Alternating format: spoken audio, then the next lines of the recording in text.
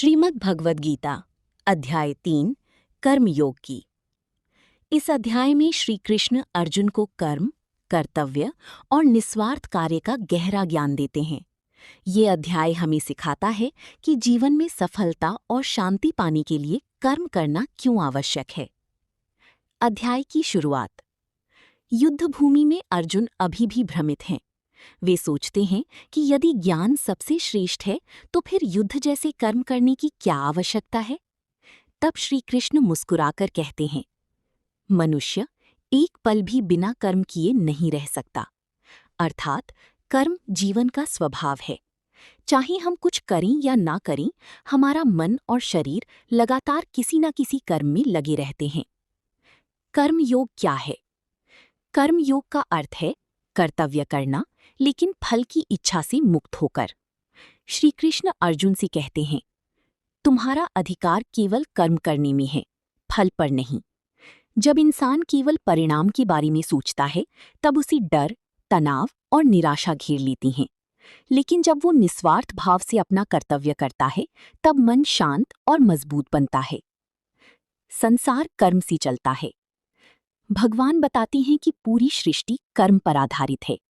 यदि सूर्य प्रकाश देना बंद कर दे, नदियां बहना छोड़ दें या पेड़ फल देना छोड़ दें, तो संसार रुक जाएगा। इसी प्रकार मनुष्य को भी अपने कर्तव्य निभाने चाहिए।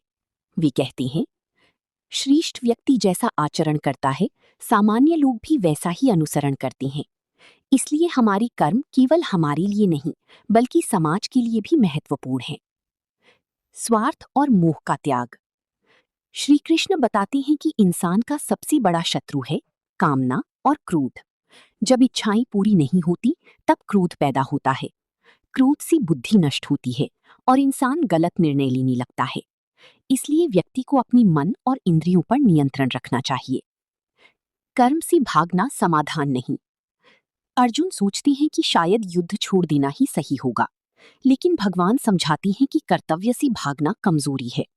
यदि कोई व्यक्ति केवल बाहरी रूप से कर्म छोड़ दे, लेकिन मन में इच्छाएं रखी, तो वो सच्चा योगी नहीं कहलाता। सच्चा योगी वही है जो संसार में रहकर भी निस्वार्थ भाव से कर्म करता है। आत्मनियंत्रण का महत्व। भगवान कहते हैं, मन को नियंत्रित करना आवश्यक है। यदि मन इच्छाओं का गुलाम बन जाए, तो इंसान कभी शांति नहीं पा सकता। लेकिन जिसने अपने मन को जीत लिया, वो हर परिस्थिति में स्थिर रहता है। कर्म योग का संदेश।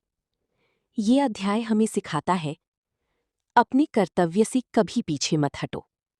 मेहनत करो, लेकिन परिणाम की चिंता मत करो। स्वार्थ छोड़कर समाज और मानवता के लिए कार्य करो। अपने मन और इच्छाओं पर नियंत्रण रखो। कर्म ही जीवन का सच्चा मार्ग है।